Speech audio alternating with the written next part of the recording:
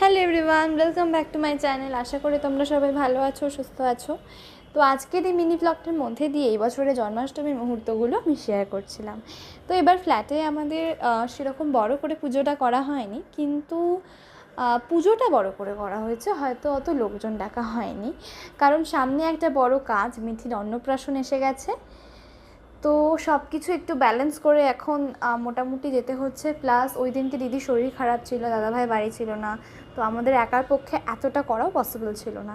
তাও আমি আর কমলিকা মিলে অনেকটা কাজ করেছিলাম, প্রায় অলমোস্ট পুরোটাই আমরা সাজিয়েছিলাম। তো পুজো হতে হতে প্রায় আমাদের 5টা বেজে যায়। তারপর হয়তো দাদাভাই, এক্স্যাক্ট টাইম মনে নেই, তবে পুজোটা খুব ভালো করে হয়েছে। তো আমি ছোট্ট ভিডিও ক্লিপসগুলোর মধ্যে দিয়ে শেয়ার করলাম। তো আশা করি তোমাদের ভালো লেগেছে, আর ভালো লাগলে আমায় কমেন্ট করে জানিও, আর অবশ্যই সাবস্ক্রাইব করো আমার চ্যানেলটাকে। দেখা হবে খুব শিগগিরই।